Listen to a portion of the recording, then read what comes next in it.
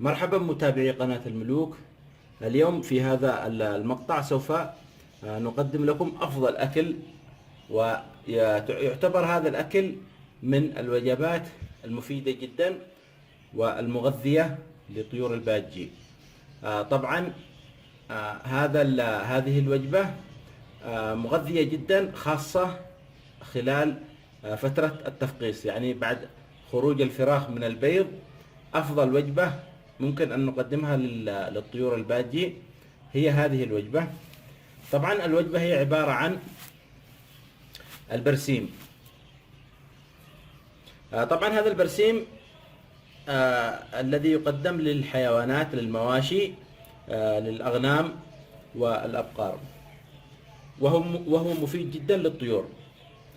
البرسيم طبعا يحتوي على الكثير من البروتينات، وكثير من السعرات الحرارية، وأيضا يوجد به قيمة غذائية كبيرة جدا، وهو مفيد لبناء جسم الحيوانات بشكل عام، سواء الطيور أو الحيوانات المواشي مثل الأبقار والأغنام والجمال وأي حيوانات أخرى.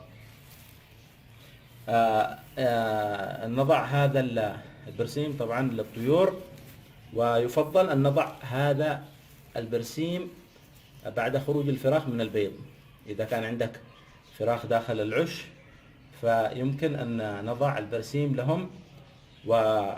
وملاحظة مهمة جدا أن البرسيم لا يسبب الإسهال للطيور، لأن الكثير يسأل أن الخضروات تسبب الإسهال.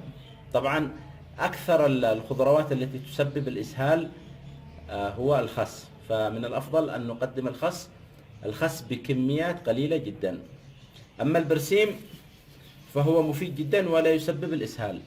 أنا أقدمه لطيوري، وكما لاحظتم في مقاطع كثيرة أن الفراخ ما شاء الله تبارك الله بصحة جيدة وفراخ قوية، لأني أقدم لهم البرسيم كل فترة وفترة، لأن البرسيم يحتوي على البروتينات التي تقوي العظام وتجعل الجسم ينمو بسرعة. الآن سوف نقدم البرسيم للطيور، وسوف تلاحظون كيف الطيور تلتهم البرسيم بشكل رهيب، ويعتبر وجبة مفضلة جدا للطيور. طبعا إذا كانت الطيور لا تأكل البرسيم ممكن أن نضع البرسيم يعني أكثر من مرة حتى تتعود الطيور. إذا كانت الطيور لا تعرفه فإنها لن تأكله من أول مرة. ممكن نضعها مرة، ونضعه مرة يوم ثاني ويوم ثالث حتى تتعود الطيور وتأكله، وسوف تحبه جدا. وإذا كانت الطيور يعني إذا لاحظت الطيور لا تأكله نهائيا، ممكن أن نضع هذا يعني أوراق هذا مع الحبوب. يعني نأخذ أوراق، ممكن أن نقطعها قطع صغيرة ونخلطها مع الحبوب، وسوف يطعم الطيور طعم البرسيم، وبعدها سوف يتعود على أكل البرسيم بشكل مستمر.